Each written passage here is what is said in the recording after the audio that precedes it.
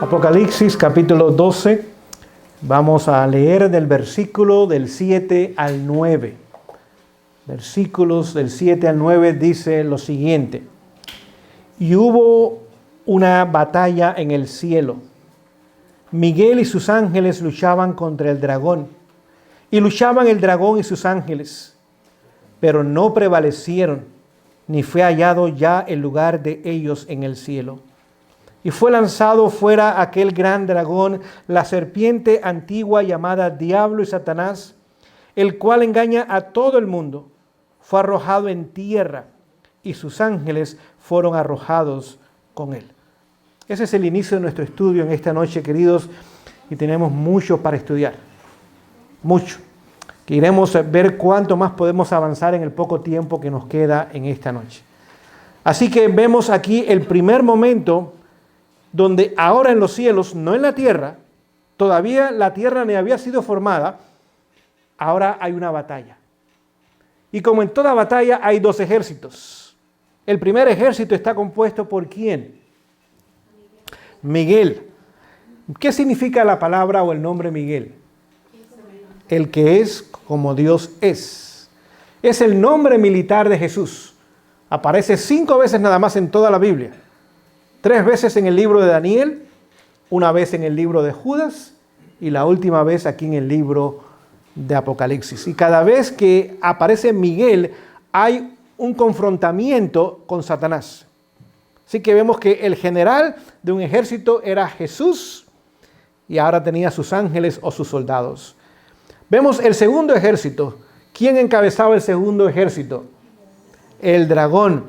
Y vemos que también tenía ¿quiénes? A sus soldados. Vamos a detenernos ahí en un momento. Ahora vemos que hay una guerra en los cielos. Hay 2 ejércitos. Vemos los líderes de cada ejército. Y nos dice lo que acabamos de leer aquí en la palabra de Dios, que uno de los 2 ejércitos prevaleció sobre el otro ejército y el que ahora perdió fue lanzado o echado fuera. ¿A dónde? A la tierra. ¿Por qué Satanás quería él continuar estando en los cielos? Note, la palabra que se usa ahí es lanzado. No dice que salió, sino que lo echaron.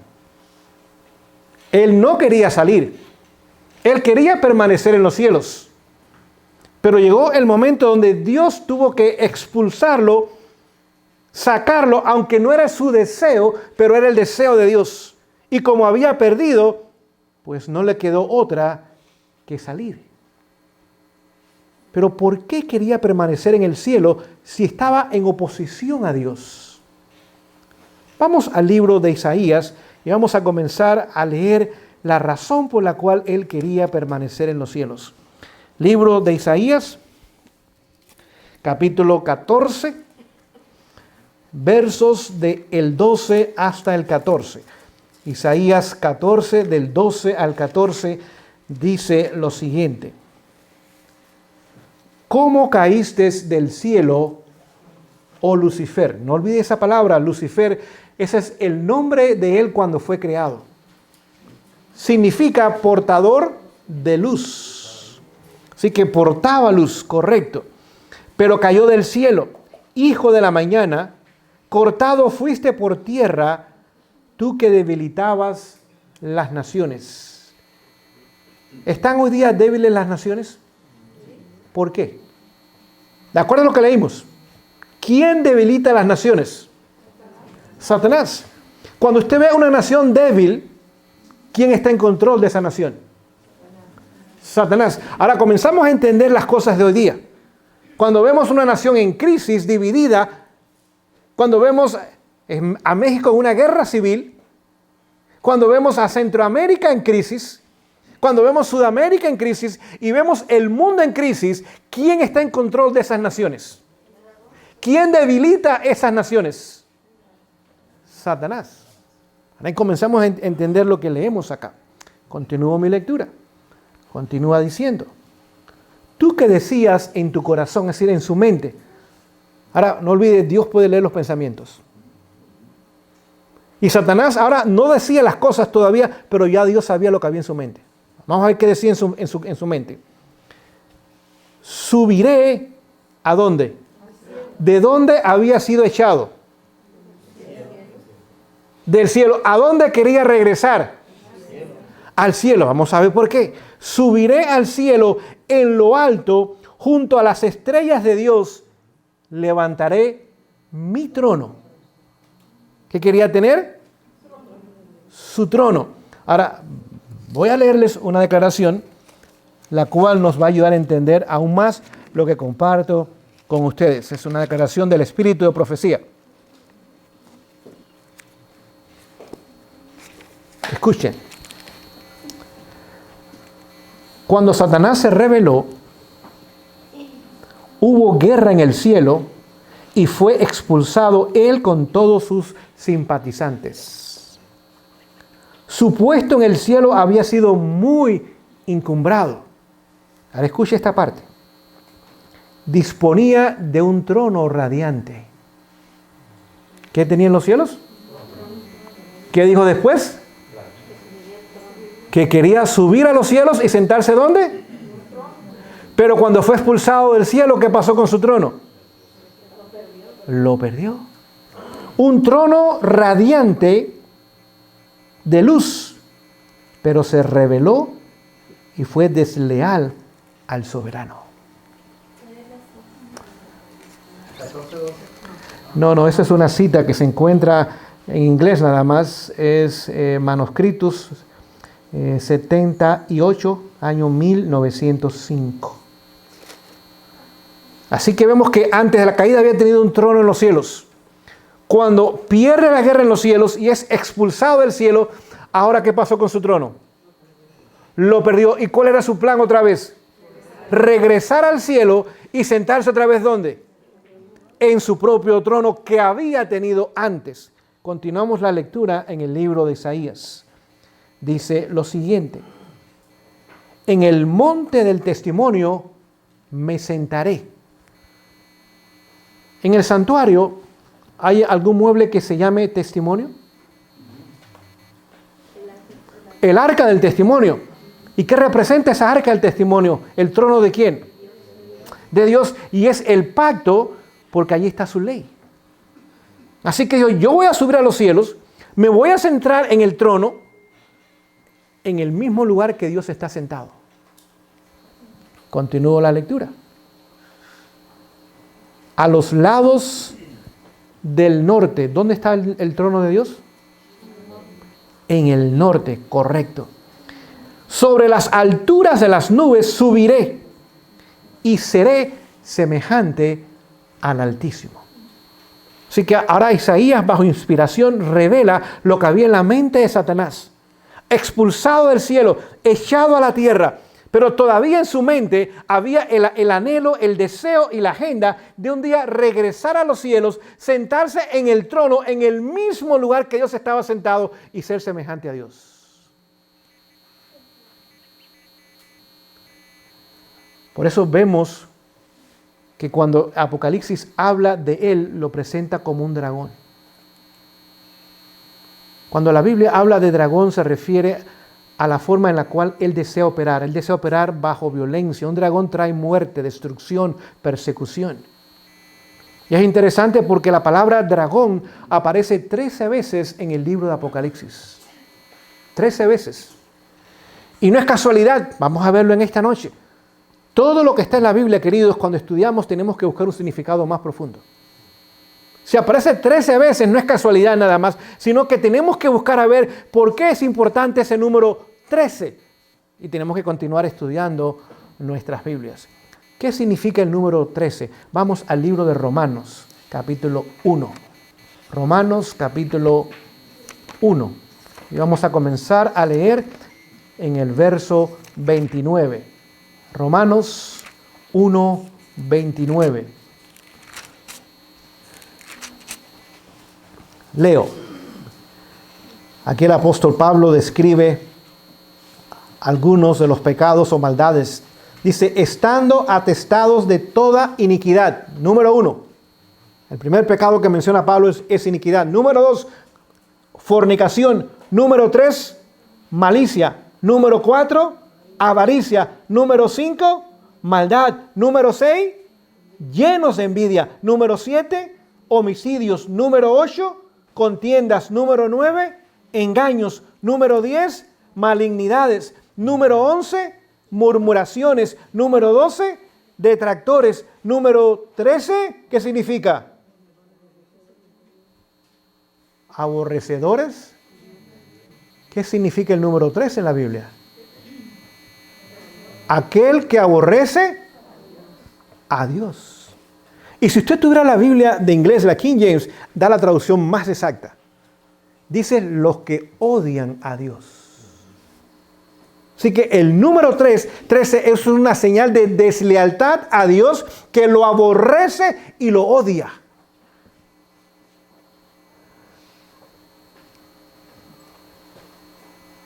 El odio, ¿qué trae? Vamos a leerlo en Proverbios, capítulo 10. Vamos a regresar al libro de Proverbios, capítulo 10, verso 12. Como les dije, vamos a usar nuestras Biblias en esta noche todo el tiempo. La Biblia se explica ella sola. Proverbios, capítulo 10, versículo 12, dice lo siguiente. El odio despierta rencillas o guerras. ¿Qué trae el odio? Rencillas y guerras. Rencilla. ¿Hubo guerra en los cielos? Aborrecía Satanás a Dios y era odiador de Dios. Sí. ¿Y qué trajo entonces? Trajo guerra. Pero vamos a leer algo más del número 13. En esta noche vamos a estudiar ese número. Vamos al libro de Marcos, el Evangelio de Marcos, capítulo 7. Marcos, después de Mateo, está el Evangelio de Marcos, capítulo 7. Vamos a leer allá comenzando en el verso 20. Ahora Jesús está hablando. Escuche lo que dice Jesús. Y decía, lo que sale del hombre, eso contamina al hombre. Note, no lo que sale de Dios, sino lo que sale del hombre. ¿Eso qué hace? Contamina a Dios. Vamos a ver cuántas cosas que salen del hombre contaminan al hombre. Continúa la lectura. Porque de dentro del corazón del hombre salen los malos pensamientos. Número 1. Los adulterios. Número 2. Las fornicaciones. Número 3. Los homicidios. Número 4. Los hurtos. Número 5. Las avaricias. Número 6. Las maldades. Número 7. Los engaños. Número 8. Las lascivias. Número 9. El ojo maligno. Número 10. La blasfemia. Número 11. La soberbia. Número 12. La insensatez. Número 13. ¿Cuántas maldades salen del hombre que lo pueden contaminar? ¿Qué cantidad de ellas? 13. Comenzamos a ver lo que significa el número 13. Aborrece a Dios, odia a Dios, ¿y qué sale de él? Maldades. Maldades salen de él. Pero vamos a ver un detalle más en esta noche. Vamos al libro de Génesis. Libro de Génesis, capítulo 10. Génesis, capítulo 10.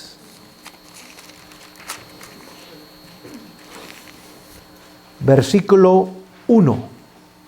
Génesis 10:1 dice lo siguiente. Estas son las generaciones de Noé. De Adán a Noé, ¿cuántas generaciones pasaron? 10. 10 generaciones. Después habla de los hijos de Noé. Sem, Can y Jafé. Generación número 11. Continuemos nuestra lectura, el versículo 6. Los hijos de Can. Ahora vamos a la generación número 12. Cus, Misraín, Fut y Canaán. Ahora vamos a ver la generación número 13, versículo 8. Y Cus engendró a Nimrod. Este comenzó a ser poderoso en la tierra. Este fue vigoroso cazador delante de Jehová, por lo cual se dice, así como Nimrod, vigoroso cazador delante de Jehová. ¿Cuántas generaciones transcurrieron desde Adán, el hombre que Dios creó, hasta Nimrod? Y el nombre Nimrod significa rebelde. 13 generaciones.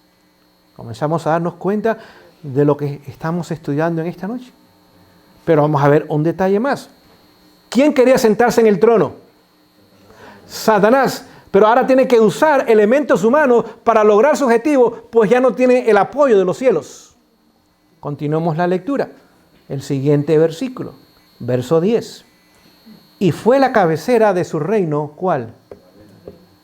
Babel. Interesante. Babel. Les pregunto en esta noche, ¿por qué se conoce Babel? Significa confusión, correcto. Vamos a ver que la Biblia nos diga lo que significa Babel. Versículo o capítulo 11, verso 4. Capítulo 11, verso 4. Vamos a leer lo que dice el registro sagrado. Y dijeron, Nimrod y su gente, vamos, edifiquémonos una ciudad, ¿y qué más? Y una torre, cuya cúspide llegue al cielo, y hagámonos un nombre, por si fuéramos esparcidos sobre la faz de toda la tierra. ¿Qué proyecto tenían Nimrod y sus seguidores? ¿Llegar a dónde? Al cielo. ¿Quién quería llegar al cielo? ¿Quién quería regresar allí para sentarse en su trono? Satanás. Comienzan ustedes a darse cuenta ahora lo que estamos estudiando en esta noche. ¿Qué edificaron para llegar al cielo? ¿Y qué más? Hay dos cosas. Una ciudad. No tan solo una torre, por eso conocemos a Babel, pues la torre. Pero ¿qué más hicieron? Es más, dice el registro sagrado, ¿qué edificaron primero? La ciudad. ¿Y qué edificaron después? Yo espero que ustedes comiencen a captar algunas cosas aquí, queridos. Yo pienso que ustedes comiencen, el radar comience a darse cuenta lo que comenzamos a estudiar en esta noche. ¿Qué significaba esto? Voy a leerles Patriarcas y Profetas, página 99. Decidieron construir una ciudad y en ella una torre de tal estupenda altura que fuera la maravilla del mundo. Estas empresas fueron ideadas para impedir que la gente se esparciese en colonias. Dios había mandado a los hombres que se diseminaran sobre la tierra. Fue lo que le dijo a Adán y a su descendencia. Multiplíquense y poblen la tierra. Dijeron, no, vamos a tener toda la gente en un solo lugar.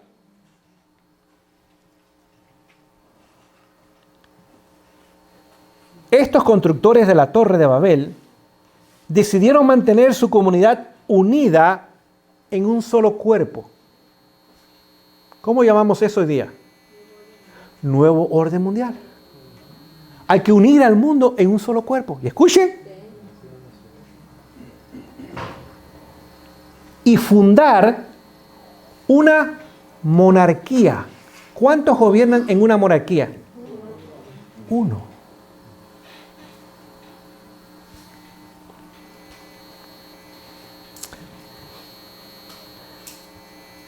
Que abarcaría toda la tierra.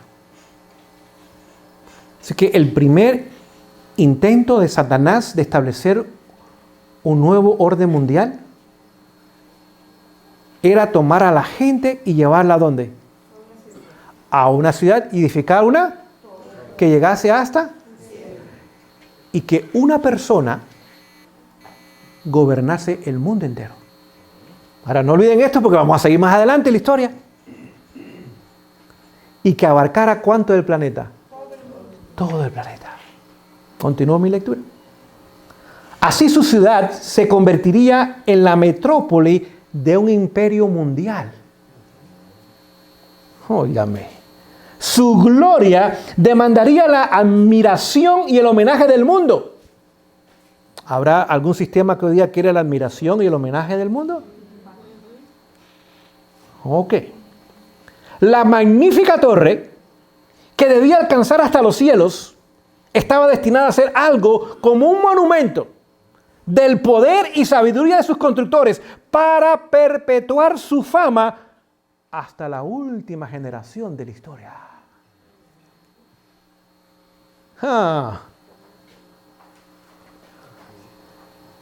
Pero ahí no termina.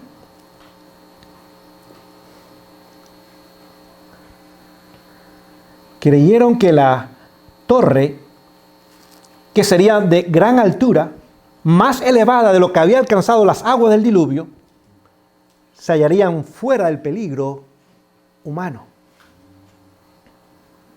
Toda la empresa tenía por objeto exaltar aún más el orgullo de quienes lo proyectaron, apartar a Dios de la mente de las generaciones futuras y llenarlas de idolatría. Y escuchen esta parte. Adelantada la construcción de la torre, parte de ella fue dedicada, amueblada y adornada para la adoración de ídolos.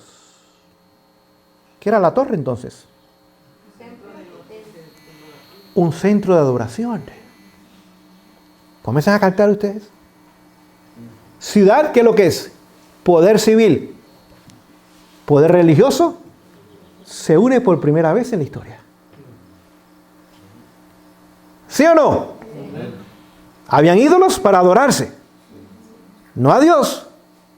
Ídolos, imágenes. Unificar al mundo entero con un hombre a la cabeza de ese movimiento. Y termina diciendo, el pueblo se regocijaba en su éxito, loaba a dioses de oro y plata y se obstinaba contra el soberano de los cielos y de la tierra. Pregunto yo, ¿Dios tuvo que intervenir para detener el proyecto? ¿Avanzó? Avanzó mucho, pero no se terminó. El primer intento de Satanás avanza su agenda, parece que la va a lograr, y a último momento viene Dios y detiene el proyecto. Es más, el Espíritu de Profecía dice que envió un relámpago y quemó la estructura y no dejó ni cenizas. Porque la gente con el tiempo hubiera adorado en ese lugar. Y demostró que su poder es soberano. Intento número 1 de Satanás termina en fracaso. ¿Piensan ustedes que se rindió? No. Ustedes comienzan a entender las cosas entonces. Por eso estamos aquí todavía. Vamos a ver qué más sucede. Porque la Torre de Babel tenía 3 características. ¿Creían ellos en la palabra de Dios? No. ¿Qué había dicho Dios que no iba a hacer con el planeta otra vez? Que no le iba a volver a destruir con agua. ¿Y qué dijeron ellos? No creemos. Vamos a hacer la torre porque si viene el agua vamos a salvarnos. ¿Creían ellos en la salvación que Dios ofrecía o en la salvación que ellos se ofrecían? Unieron iglesia y Estado. Y trajeron confusión, que es lo que significa Babel. Oh, interesante detalle entonces. ¿Qué significa torre en la Biblia? Porque las torres tienen un significado en la Biblia. Vamos en primer lugar al libro de Segunda de Samuel, capítulo 22. Segunda de Samuel, capítulo 22. Vamos a leer el verso 51. Segunda de Samuel, capítulo 22, verso 51, dice lo siguiente. Él, refiriéndose a Dios, es la torre de ¿qué? De salvación para su rey, y hace misericordia a su ungido a David y a su simiente para siempre. ¿A qué compara la Biblia la torre? A la salvación que ofrece ¿quién? Que ofrece Dios. Vamos al libro de Salmos, Salmo 18. Salmos capítulo 18. Salmos capítulo 18, vamos a leer el verso 2. Salmos 18, verso 2, dice lo siguiente. Jehová es mi roca, mi castillo, mi libertador, mi Dios, mi fortaleza, en él confiaré. mi escudo, el cuerno de mi salvación y mi alta torre. Otra versión dice alto refugio. Vemos que la torre significa ¿quién? A Dios. Y el refugio y la salvación que Él ofrece. Salmo 61. Vamos a ver qué dice el Salmo 61. Salmo 61, verso 3. Dice lo siguiente. Salmo 61, verso 3 dice lo siguiente. Porque tú has sido mi refugio, y escuche, y torre fuerte delante del enemigo. Así que vemos que Dios es nuestra fortaleza también y se compara a una torre. El mismo libro de Salmos 144. Salmos 144. Vamos a leer allá el verso 2. Salmos 144, verso 2 dice lo siguiente. Misericordia mía y mi castillo, fortaleza mía y mi libertador, escudo mío en quien he confiado, el que somete a mi pueblo delante de mí. Así que vemos otra vez que lo menciona como que, como fortaleza, como castillo. Pregunto yo, ¿el castillo parece como una torre? Claro que sí. Y vamos a ver un versículo más. Vamos a Proverbios 18. Proverbios capítulo 18, el versículo 10. Dice, torre fuerte es el nombre de Jehová. A él corre ¿quién? El justo, y estará ¿qué? Salvo. Pregunto yo, a través de la torre estaban estableciendo ellos un falso sistema de salvación y de adoración y un falso Dios. Exactamente. Pero eran religiosos. Era religioso. Así que vemos ahora que Satanás hace su primer intento, no lo logra. Vamos a ver brevemente el segundo intento y vamos a detenernos ahí. Mañana iremos al tercer intento. Vamos a nuestros días entonces. Vamos a correr el reloj 1700 años. De la Torre de Babel, 1700 años, llegamos ahora al Imperio de Babilonia. Capítulo 3 de Daniel nos dice que Babilonia estaba en la llanura de Dura. Es exactamente el mismo lugar que estuvo la Torre de Babel, geográficamente hablando. Capítulo 11 de Génesis lo llama la llanura de Sinar. Capítulo 13 de Daniel lo llama la llanura de Dura, pero es exactamente el mismo lugar. Así que ahora vemos que Satanás hace el segundo intento, ahora en Babilonia otra vez, de tratar de tomar control del mundo entero. En el capítulo 3 encontramos al rey Nabucodonosor. ¿Poder civil o religioso? Civil. ¿Hace una ley de carácter religioso? Porque pide y demanda adoración. Levanta una imagen o un ídolo y le pide al mundo entero que lo adore. Y quien no lo adore ahora recibe un decreto de muerte. Quizás comenzamos a entender lo que estamos estudiando en esta noche. ¿Se nos parece Apocalipsis 13? A usted no. ¿Qué dimensiones tenía la estatua que levantó Nabucodonosor?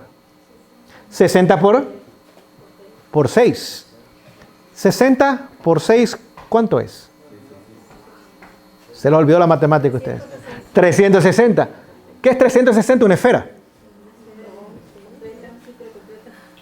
¿Qué tiene forma de esfera?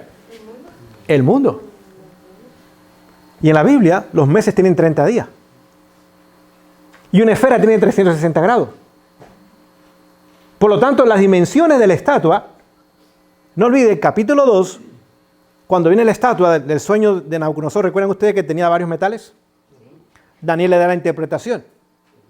A Nabucodonosor no le gustó, porque tan solo él era la cabeza de oro. Dijo, no, esa interpretación está equivocada. Yo voy a levantar una imagen, igual que la que yo vi en el sueño, pero va a ser completamente de oro. Y el mundo entero la va a adorar. Dios se equivocó, mi reino es eterno. Voy a establecer un nuevo orden mundial, en Babilonia otra vez, en el mismo lugar de la Torre de Babel. Y la gente tiene que seguir mi agenda. ¿No era un monarca? ¿No era un solo hombre mandando? Exactamente, lo mismo que había pasado ¿dónde? En la Torre de Babel.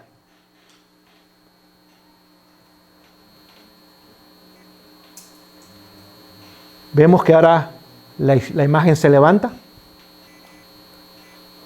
Vemos las dimensiones. En otras palabras, yo voy a estar en control del mundo entero. No tan solo del mundo, sino del tiempo.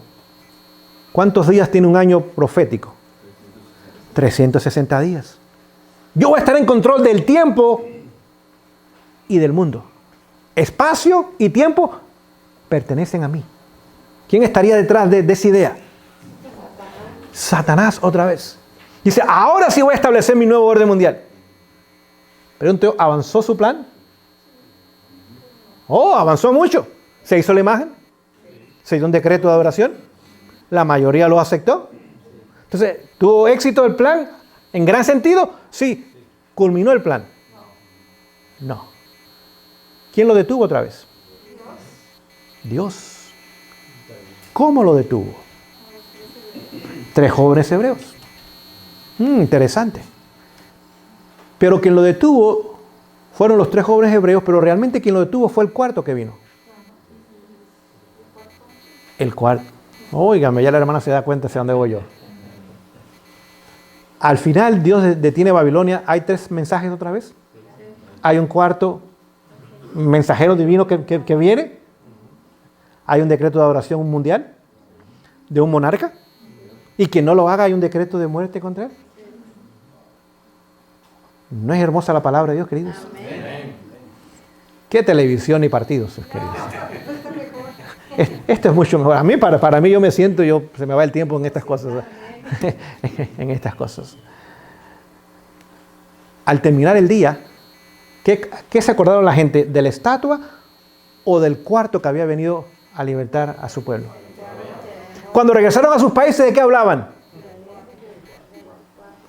¿Qué pasó con la imagen? La gente se ha olvidado de ella. Pregunto yo, ¿el cuarto cuándo vino? Cuando los 3 jóvenes fueron lanzados al fuego y el horno había sido calentado 7 veces más. ¿Cuándo viene Jesús? Después de las 7 plagas. Otra vez viene a libertar a su pueblo. En medio del fuego, ahora viene la liberación. Porque Satanás va a hacer un tercer intento. Es más, usted y yo comenzamos a verlo. Mañana lo vamos a estudiar. Pero para terminar, cuando usted ve las fotos de Babilonia antigua, el imperio de Babilonia, de Nabucodonosor, ¿cómo estaba representado el imperio? Era un león. ¿Sí o no? Tenía cara de hombre, alas de águila y patas de becerro.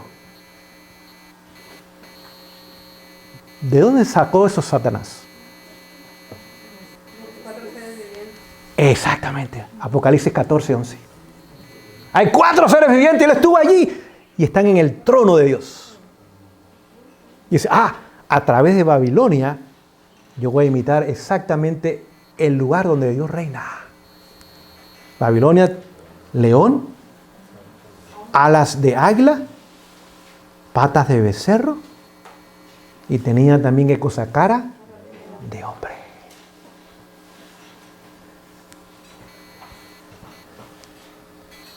Y termino leyéndole este pasaje. Vamos a Daniel un momentito. Daniel, capítulo 7 de Daniel.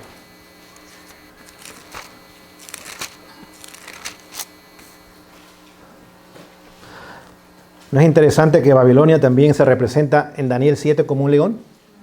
¿Y tenía alas? Ok, vamos a leer algo interesante para terminar. Daniel 7, vamos a leer el versículo 11 y 12 y ahí terminamos. Yo entonces miraba a causa de la voz de las grandes palabras que hablaba el cuerno.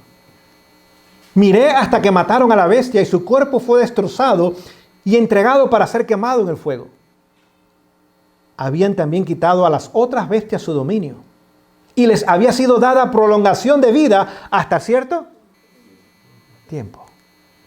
Cuando Daniel ahora contempla estas bestias, eran 4, ve que ellas sabían qué cosas habían pasado. ¿Pero qué se había prolongado? se había prolongado, dice, su vida. Es decir, que lo que Daniel contempla, ve que Babilonia pasa, Medo-Persia, Grecia, la Roma pagana pasa, pero ahora surge un cuerno que tiene las características, las creencias de los demás imperios. Y aunque esos imperios habían pasado, mantiene viva la creencia y el pensar de los imperios pasados. Y terminamos en esta noche. Mañana vamos a Apocalipsis a ver qué sucede con lo que estamos estudiando. Y vamos ahora a unir los cabos y comenzar a estudiar más profundamente el momento de la historia en la cual estamos viviendo. Señor, bendiga el estudio de su palabra. Amén. Les invito de rodillas a terminar con la oración y mañana a las 7 les esperamos en este lugar.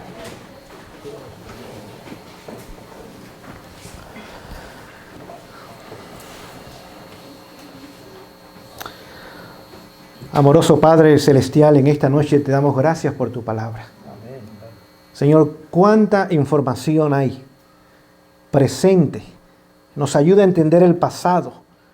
Vemos que este conflicto se inicia en los cielos, se extiende a la tierra y aquí ha de terminar.